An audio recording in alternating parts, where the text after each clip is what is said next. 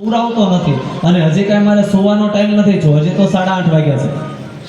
હજી તો હું ઘેરે જઈશ, જમીશ, ઘડીક વોટ્સએપ, ફેસબુક, ઇન્સ્ટામાં સમય આપીશ.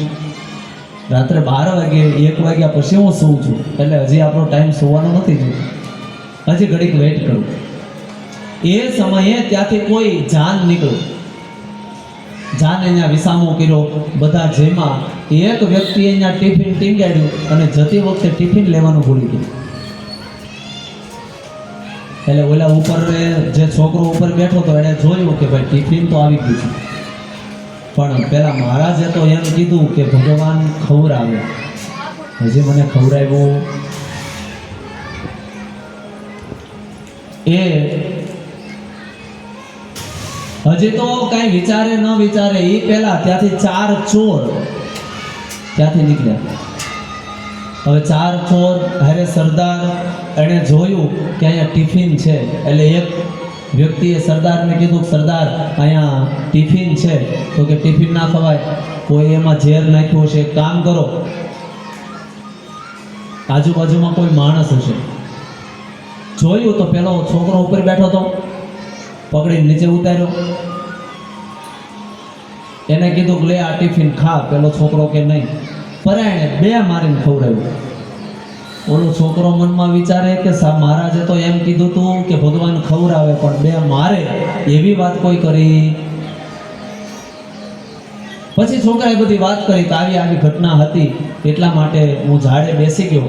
ચોરે એને જવા દીધો, પણ એના મનની અંદર પેલી વાત બેસી ગઈ કે પરમાત્મા ભૂખ્યા જગાડે છે પણ ભૂખ્યા સુવડાવતો નથી. અને મુસ્લિમનો છોકરો હોવા છતાં એણે ચોપાઈ લખી, જે તમે ને હું વારા ઘડીએ બોલીએ છીએ, અજગર કરે ન છાકરી, પંછે કરે ન કામ, દાસ મલુ તો યુ કહે સબકા દાતા રામ. એ મુસ્લિમ છોકરો બીજું કોઈ નહીં, દાસ મલુ હતા. તો પરમાत्मा तमने मने नथा दात मुख में दिया दूध माँ को, खबर है खुदा को सबर जो करेगा. જ્યારે 9 માસ માના હૃદયે વસ્યા, માના ઉરમાં વસ્યા, ત્યારે વાલે જળથી જીવાડ્યા. પરમાત્મા જ્યારે આપણે માના ગર્ભમાં હોઈએ તો એક જળથી તમારું મારું પોષણ કરે. જ્યારે આપણો જન્મ થાય, પરમાત્માને ખબર છે કે દાંત નહીં હોય, નથા દાંત મુખ મેં, તરત માને દૂધ આપી દીધું. સાહેબ, પરમાત્મા તમારું મારું કેટલું ધ્યાન રાખે અને આપણે પરમાત્માનું કેટલું ધ્યાન રાખીએ. આમાંથી દિલ ઉપર હાથ રાખીને કહેજો, ખોટું નહીં બોલતા હું, પરમાત્મા સામે બેઠા. આમાંથી કેટલા જણા છે સવારમાં ઘેરે દીવાબત્તી કરે છે? સાચું કહેજો, કેટલો સમય? 5 મિનિટ, 10 મિનિટ કે 15 મિનિટ તો ઇનફ થઈ જાય. 15 મિનિટ પછી તો પગમાં ખાલી સડવા મળે, આંખમાં ઊંઘ સડવા મળે, બગાહા આવવા મળે. હા, આ બધું આપણે પરમાત્માને કેટલો સમય આપીએ? બહુ ઓછો.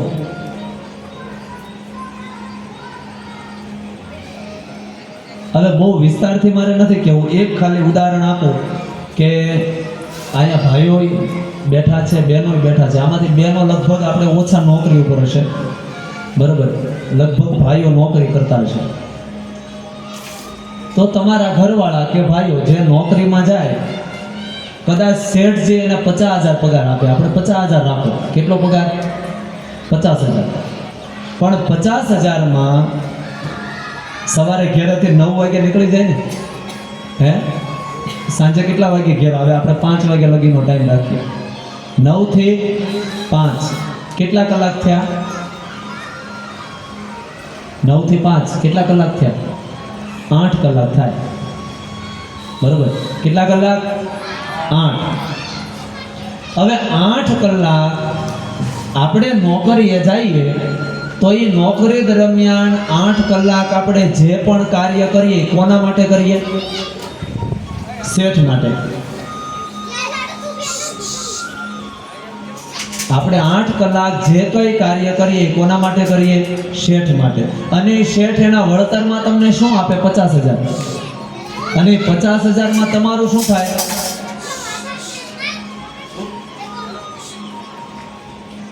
એ 50,000 આપણું શું થાય? આપણું ઘર ચાલે કે બીજું કાંઈ?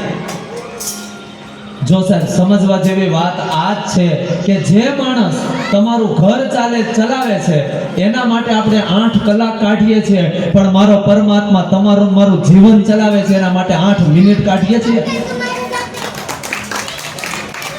પછી પરમાત્મા પાસે જઈ અમને આ આપી દે, અમને આ આપી દે, અમને આ આપી દે, તો એ કઈ મૂર્ખ નથી કે તમને મને આપી દે. એની હારું થોડોક સમય તો કાઢો. એ દેવા જ બેઠો છે. પરમાત્મા સ્પષ્ટ કહે છે કે 2 ડગલા મારી બાજુ ચાલો, બાકીના 98 ડગલા હું ચાલીશ. પણ આપણે 2 ડગલા ચાલવાનો સમય આપણી પાસે નથી. તો પરમાત્માનું કાર્ય છે વિશ્વોત્પત્યાદિ હેતવે તાપત્રય વિનાશાય. 3 તાપ: આધિદૈવિક, આદિ ભૌતિક અને આધ્યાત્મિક. આ 3 તાપ છે. આપણી ભાષામાં કહીએ તો આધિ, વ્યાધિ અને ઉપાધિ. આધિ કોને કહેવાય?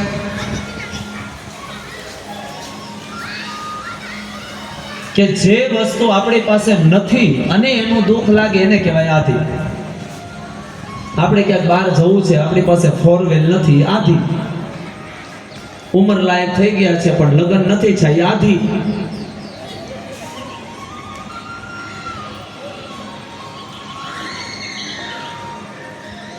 વ્યાધિ કોને કહેવાય? કે જે છે એનાથી દુઃખ છે એને કહેવાય વ્યાધિ. ઘેરે ઘરવાળી છે પણ દરરોજ હામા બગડાટી બોલે છે, એ કહેવાય વ્યાધિ. શરીર છે પણ પગ ભાંગ્યો છે એને કહેવાય વ્યાધિ.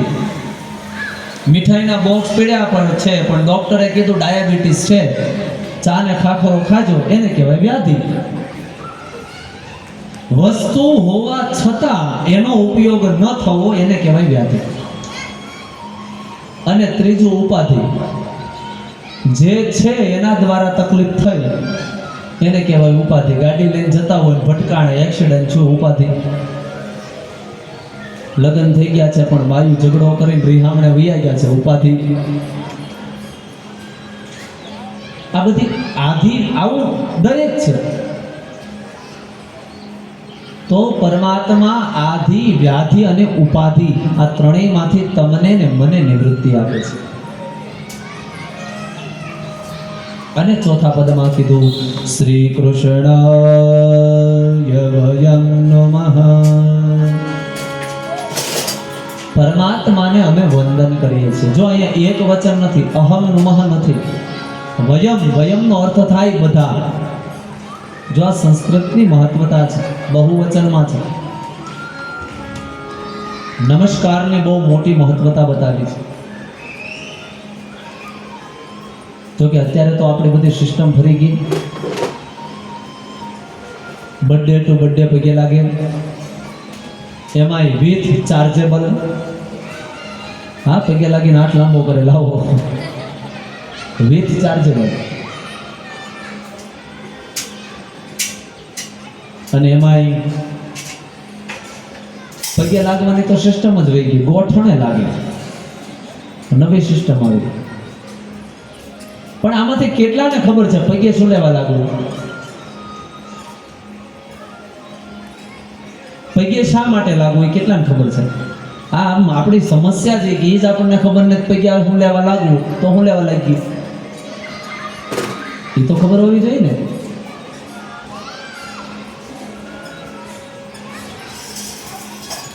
સરળતામાં તમને કહું, બહુ ડીપલી નહીં. આપણા સુભાષિત ભાંડાકાર એની અંદરનો એક શ્લોક છે, અભિવાદનશીલસ્ય નિત્ય વૃદ્ધોપસેવનમ ચત્વારો તસ્ય વર્ધન્તે આયુર્વિદ્યા યશોબલમ. આપણા વડીલોને પગે લાગવાથી 4 વસ્તુ વધે: આયુ, વિદ્યા, યશ અને બળ, આ 4 વસ્તુ વધે. આયુર્વિદ્યા યશો બલમ. અને હું આ 7 દિવસ દરમિયાન તમને જે પણ અહીંથી કથા કરીશ એ શ્લોકના સંસ્કૃત શ્લોક સાથે કહીશ. કારણ કે હું સોલા ભાગવત વિદ્યાપીઠની અંદર અધ્યાપક છું સંસ્કૃતનો, અને મારો ગવર્મેન્ટ ટીચર છું. મારો 54,000 પગાર છે. સંસ્કૃતનો અધ્યાપક છું અને હું સંસ્કૃત જ ભણ્યો છું. અને એમાંય ખાસ વિષય છે જ્યોતિષ. ને સોમનાથ સંસ્કૃત યુનિવર્સિટીમાં મને જ્યોતિષમાં ગોલ્ડ મેડલ મળેલો છે. એટલે હું તમને જે કાંઈ કહે એ સંસ્કૃતના શ્લોક સાથે કહીશ, લૌકિક વાત કરીશ નહીં. અને એમાંય દરેક કથામાં હું કહું છું, અહીંયા પણ કહી દઉં કે 7 દિવસમાં તમારા મનમાં કોઈ પણ પ્રશ્ન આવે, ભલે ભાગવતનો હોય કે બહારનો હોય, કોઈ પણ પ્રશ્ન મને ચિઠ્ઠી લખીને આપજો, હું તમને એનો જવાબ આપવાનો પ્રયત્ન કરીશ. જે પણ તમને મનમાં પ્રશ્ન આવે પૂછજો, એટલે હું તમને સંસ્કૃત સાથે જ જવાબ આપીશ. કારણ કે અમે ભણ્યા છીએ એનો સદુપયોગ થાય. અને એવા કંઈક પ્રશ્ન પૂછો તો અમને કંઈક નવું કહેવાની ઈચ્છા થાય. બાકી તો આમાં ધ્રુવ ને પ્રહલાદ એ આપણે બધાને ખબર જ છે, પણ આપણે કથામાં એવું સાંભળવાનું છે જે આપણને ખબર ન હોય. એટલે હું કહું છું એમ નહીં. જો આમાં નીચે બોર્ડમાં નીચે હિન્દીમાં એક પ્રોફાઇલ લખેલી છે, જ્યોતિષાચાર્ય કીર્તિ જાની, મારી ફેસબુક પ્રોફાઇલ છે. એમાં તમારે એકવાર ખોલીને જોઈ લેવાનું કે એમાં કેટલા મેડલ ને કેટલા સર્ટી છે. એનો ડીપી અમીષા પટેલ સાથેનો ડીપી છે અને પાછળમાં જુહી ચાવલા સાથેનો ફોટો છે. આમાં સર્ચ કરીને જોઈ લેવાનું. બીજા ઘણા ફિલ્મ સ્ટારો સાથેમાં ફોટા છે. એ ગૌણ વસ્તુ છે કે જે બધા સાથે અમારે અવારનવાર પૂજા પાઠ કર્મકાંડમાં અમે જઈએ છીએ. એમાં જુહી ચાવલા, પ્રિયંકા ચોપરા, અનુરાધા પોંડવાલ, સચિન તેંડુલકર, અંબાણી પરિવાર, જેનો હમણાં આનંદભાઈના લગ્ન છે એમાં પણ જવાના છે. એટલે કહું છું એમ નહીં, આમાં સર્ચ કરીને જોઈ લેવાનું. એ વિદવત્તા છે. કારણ કે ઘણી બધી વાર નગર કેવું થાય કે નાના છોકરો બેસી ગયો હું કથા કરશે. પણ યાદ રાખજો, વિદવત્તાને, જ્ઞાનને ને ઉંમરને કાંઈ લેવા દેવા નથી. શંકરાચાર્યજી મહારાજે જ્યારે બૌદ્ધિસ્ટને ભગાડ્યા ને, અને અત્યારે ખરેખર આપણે હિન્દુ કહેવાને લાયક જ નથી. ખોટું લાગે તો મને માફ કરજો. આમાંથી હૃદય ઉપર હાથ રાખીને કયો, કેટલાના ઘરમાં શંકરાચાર્યનો ફોટો છે? કયો, કેટલાના ઘર એવા છે જેમાં શંકરાચાર્યનો ફોટો છે? કહેવાતા આપણે હિન્દુઓ ઘેરે મોટો ફોટો લગાડી દેવો, અમારા ગુરુ, આ સંપ્રદાય ને આ સંપ્રદાય. પણ તમે ભૂલો છો સાહેબ કે જો આદ્ય ગુરુ શંકરાચાર્ય જે ન હોત ને તો આજ આ સનાતન ધર્મ ટેક્યો જ ન હોત. એ શંકરાચાર્યજીએ આજ તમને મને અહીં લગી બેસતા કર્યા. શ્રીમદ શિવાત આરભ્ય શંકરાચાર્ય મધ્યમાં અસ્મદ આચાર્ય પર્યંતમ વંદે તમ વંદે ગુરુ પરંપરા. એ આપણી ગુરુ પરંપરા છે. એમાં મૂળમાં જો કોઈ હોય ને તો એ શંકરાચાર્ય છે. આપણે ભલે કોઈ પણ ગુરુને માનતા હોઈએ, પણ એ ગુરુના મૂળમાં કોઈ હોય તો આપણા સનાતન ધર્મના શંકરાચાર્ય છે. જો તમે શંકરાચાર્યને માનતા નથી, શંકરાચાર્યને પૂજતા નથી, તો તમે એક પણ ગુરુમાં શ્રદ્ધા નથી. કારણ કે આપણી મૂળ ગુરુ શંકરાચાર્ય છે. પણ આપણી સમસ્યા એ છે કે આપણને ખબર જ નથી, આપણે જાણતા જ નથી. અને એ આપણે નથી જાણતા ને એટલે જ અલગ અલગ સંપ્રદાયોના ફાટામાં પડ્યા છે. પણ અભિવાદનશીલશ્ચ નિત્ય વૃદ્ધોપસેવનમ ચતવારો તસ્ય વર્ધન્તે આયુર્વિદ્યા યશોબલમ. આ 4 વસ્તુ મળે પગે લાગવાથી. એમાં કેટલા જણા આવે? 10 જણા આવે. પગે લાગવાના 10 સ્થાન છે: માતા, પિતા, દેવ, ગુરુ, બ્રાહ્મણ, બેન, દીકરી, ભાણેજ, અતિથિ અને આપણા ઘરના વડીલ. આ 10 સ્થાન છે. જેને તમે પગે લાગો ને તો આ 4 વસ્તુ મળે. હવે તમે એમ કે મહારાજ આ તો ખાલી સંસ્કૃતનો શ્લોક છે, આવું થોડું હોય. પણ હું તમને એક્ઝામ્પલ આપું. કે આજથી 25-30 વર્ષ પહેલા આપણા વડીલો પગે લાગતા, ભૂદેવ આવે તો પગે લાગતા. હું આવ્યો ત્યારે 1-2 જણા મને પગે લાગ્યા. આપણા વડીલો પગે લાગતા કે નહોતા લાગતા? બરોબર. તો પગે લાગતા હતા. તો આજથી 30 વર્ષ પહેલા આપણા વડીલોની આયુષ્ય કેટલી હતી ને અત્યારે આપણી કેટલી છે? હે? કારણ કે પહેલી વસ્તુ શું મળે? આયુ એટલે આયુષ્ય. અને આયુષ્યનો અર્થ માત્ર ઉંમર નથી. આયુનો એક અર્થ થાય આરોગ્ય પણ. કે આપણા વડીલો 80 વર્ષ જીવતા અને ગામડામાં એક ડોક્ટર આવે ને તો ડોક્ટર આત્મહત્યા કરી લે પણ દાદા દવા લેવા નહોતા જતા.